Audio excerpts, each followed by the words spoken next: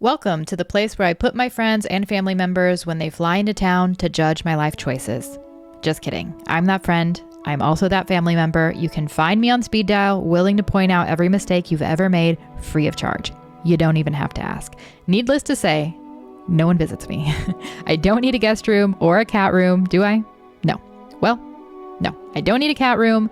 If you want more details on the before footage, it is a past makeover on my channel and I will link it so you can watch it later. Not right now though, we're kind of in the middle of something. These are the tools I use to scrape the asbestos adjacent death balls off the ceiling, and this is the piles of stuff I had to keep Rubik's cubing around the room because reasons. While prepping the walls for paint, I found some fun mold from a leak that happened years ago. I'm talking pre-2020 lockdowns. The leak was caused by gutters, which I do not control, pushing water directly into my window. The gutters were fixed, but apparently the damage was done.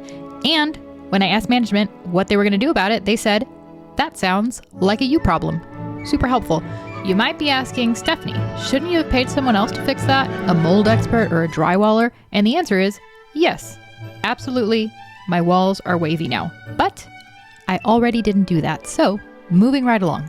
I chose to color drench the room in a chocolatey brown color called Oak Creek by Behr for two reasons. One, it has the smallest window in the house and I thought I could lean into that. Two, it's going to be a media room, and if any room should be a cozy and cavernous space, it should be a media room. Since the color drenched room is nothing without texture and architectural detail, I decided to add some picture frame molding. And if I were to give you any advice about picture frame molding, it would be the following. Don't trust the ceiling, don't trust the floor, don't trust the walls, and definitely do not trust your measurements.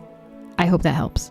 The media room closet, and more specifically, the wallpaper inside the closet, was a big part of this makeover, but it does have a whole separate video, so I will link that in case you want to see more of it. This is actually an entirely different room. I needed to show you this table covered in stuff so that you can appreciate the She's All That transformation it went through. I purchased turned legs from Carolina Leg Co., and with help from a local woodworker, James Stallone in Boca Raton, I had the tabletop cut from dinner size to office size, built a new base, and refinished it in an espresso stain. While you watch me drag in and unpack my life savings, thank you Lulu in Georgia, I'll tell you about another local artisan worth a shout out, Margoli's Upholstry in Loxahatchee, Florida. They helped me reupholster the media room couch you're getting a sneak peek of right now. Instead of buying a brand new couch for thousands of dollars, it's definitely worth finding one with good innards and a nice shape to have it reupholstered.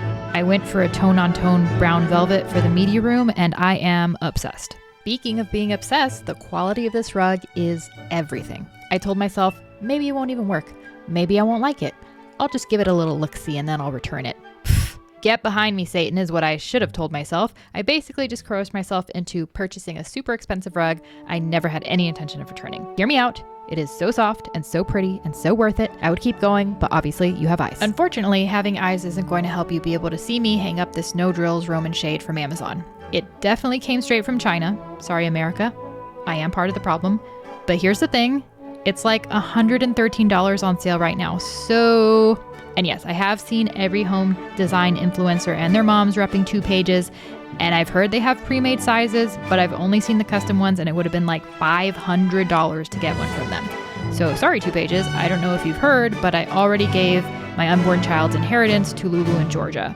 More importantly, my window is framed out in metal, so I really needed the no drill feature that comes with these Roman shades. I treated the walls in here like a painting, adding in light and dark elements in order to draw your attention or hide things from view. Mounting this design board across from the entrance, for example, created a little vignette, drawing the eye up while also helping to define the office area of the media room. I would just like to add a real casual reminder to do as I say and not as I do, and maybe also don't try this at home before I show you how I also very casually hung a 65-inch TV by myself. As you can see, I definitely did not plan ahead and I ended up having to cut the molding so that I could put the TV mount, but it was fine. I don't end up using the specific type of bookshelves you see me installing here. I had originally bought these to act as side tables, and using them for their intended purpose was a last-minute decision. I traded out these acrylic shelves for black metal ones I found to be sturdier, and I will link them in the description. As you can see, the books already seem to be leaning forward, and I think we all prefer our shelves to actually shelf. Now if you're thinking, gee Steph, that looks awful sketchy, just you wait for the next DIY, which will be this cat tree. As DIY endeavors often do, my idea for this tree branch cat tree began on Pinterest, but the company that makes them does not ship to the US and their cat trees are thousands of dollars. So in lieu of that, I just walked outside. Turns out tree branches just grow out there for free.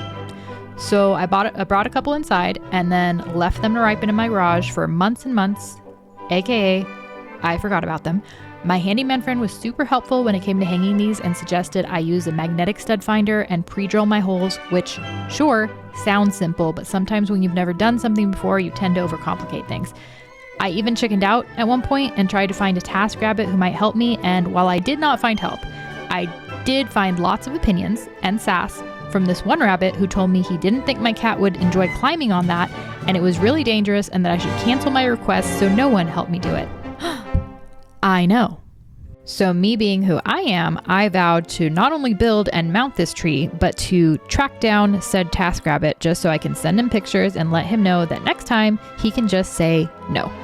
You have one job, sir, and it is not to tell me if you think my project is possible. It's to tell me how to make it happen. But you know, whatever. This is what separates the DIYers from the TaskRabbits, I guess.